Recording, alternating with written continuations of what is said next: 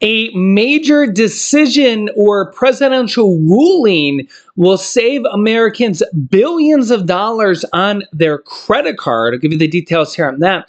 Also, two major state governors make vetoes here, and this will actually shock you guys here on. I'll give you the details here on that here as well. That and more in this video. Let's jump right in. Thank you so much for liking these videos, and here we go. Okay, first up, credit card late fees will soon be capped at $8. Why you should still aim to pay them on time anyways.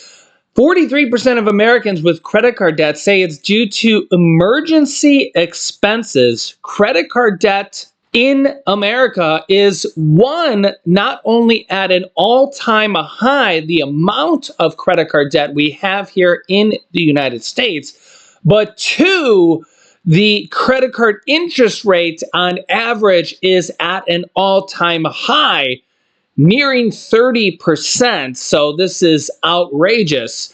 The Biden administration just set forth a new rule. Take a listen here. The Biden administration, meanwhile, is cracking down on credit card fees. A new rule will go into effect mid-May, limiting how much credit card companies can charge for late payments. Business reporter Alexis Christoforous has more on that. Alexis, what's this new policy and how does it compare to the current average late fee? So the Biden administration, we know, has sort of made cracking down on these junk fees a cornerstone of his economic agenda. And if you've ever been late with a credit card payment, you know those fees can be really burdensome and severe. Depending on the credit card company or the bank, they could be over $40 a month. The average is at about $32. That's still pretty hefty. And so this new rule under the Consumer Financial Protection Bureau would cap those late fees at $8. And that should be a big savings. They're saying a $10 billion savings for U.S. consumers. Currently, 45 million people thereabouts are late with their credit card payments every month. So this could be a real savings for them. So how does the rule affect Americans with credit card debt? So this rule is coming at a time when credit card debt, we know, is at an all-time high. The Federal Reserve telling us over $1 trillion in outstanding credit card debt. The average family now has about $6,000 in credit card debt. And with interest rates on those credit cards above 20%, it's really hard to get that debt down, especially when now we're seeing late fees or late payments starting to rise because more people are having a tough time making ends meet, putting things like essentials, food on their credit cards every month. How are banks and credit card companies responding to this? No surprise to find they are against this rule. These industry groups are coming out and saying it's going to hurt consumers more than help them. They say if they lose that revenue stream or it's greatly reduced from those late fees, they're going to be forced to raise credit card interest rates on everyone. Look, this new rule comes out 2 days before President Biden's State of the Union address. In an election year, there is a lot at stake here.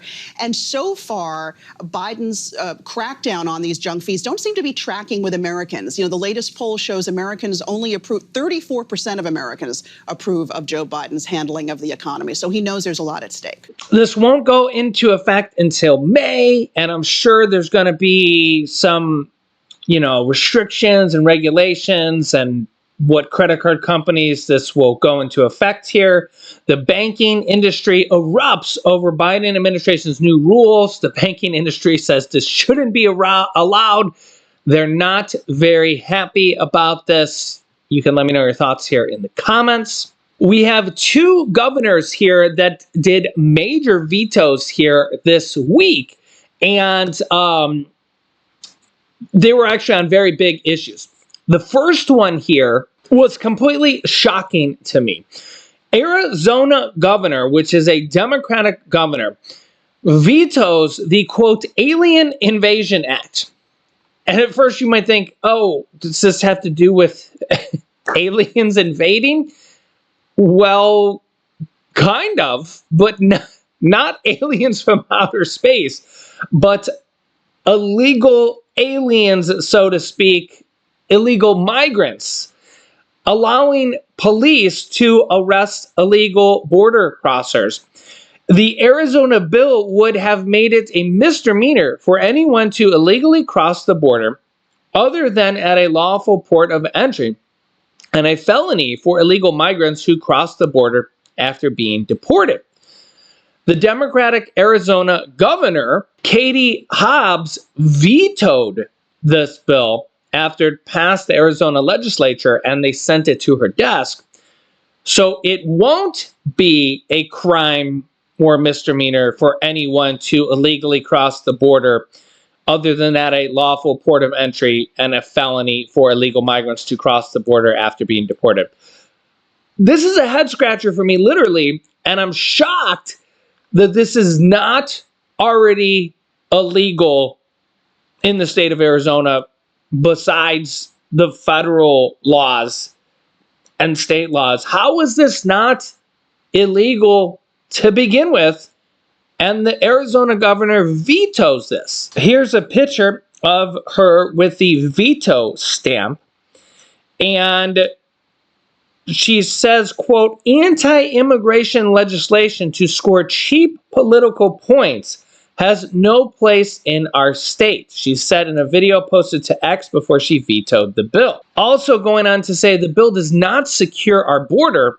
On the contrary, it will be harmful for businesses and communities in our state and a burden for law enforcement personnel.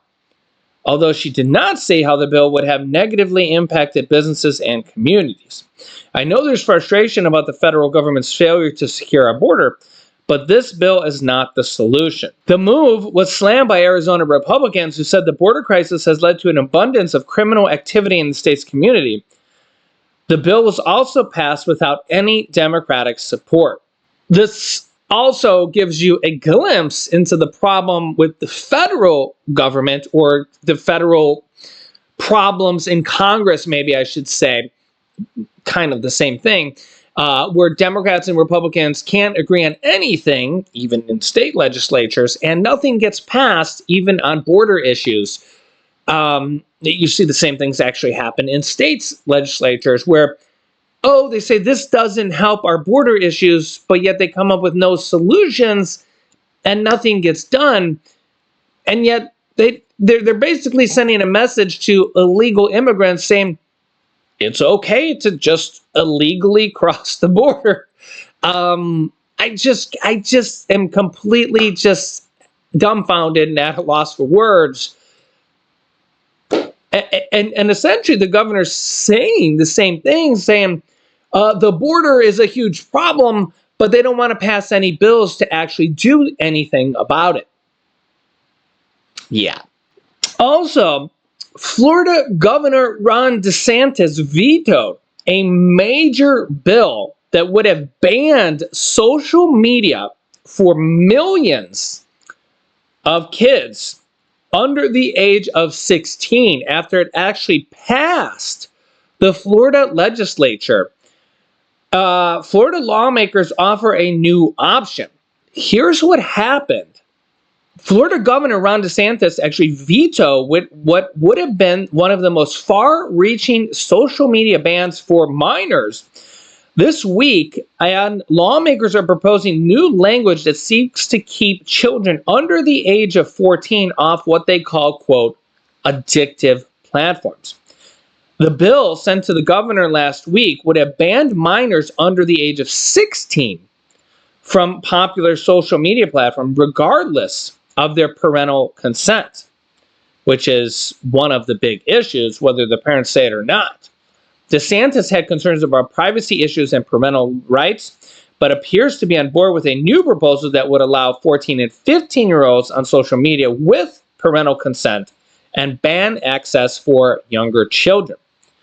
The legislature is about to produce a different, quote, superior bill, Ron DeSantis said in his veto message, saying, quote, protecting children from harms associated with social media is important, as is supporting parental rights and maintaining the ability of adults to engage in, quote, anonymous speech. He said he anticipates signing the new bill, which will go before the Senate on Monday, just days before the legislative session ends on March 8th. This is a major, major bill, the first of its kind, banning millions of people, minors, and a lot of concern here. We're talking about banning social media, Facebook, TikTok, and who knows what platforms apply, YouTube. We're not even sure what all might come down of this in a major, major state. I think Florida is one of the top 5 or so populated states, and then what other states might follow after this. So let me know your thoughts here in the comments. I will keep you up to date here on this and everything you guys need to know about here on a daily basis. Thank you so much for liking these videos. Make sure to share and comment down below. Anybody that needs to hear this, share this video with them. Click here to see Trump's huge victory that just happened, or click here to see what's happening on March 11th. Thanks, and I'll see you in the next video.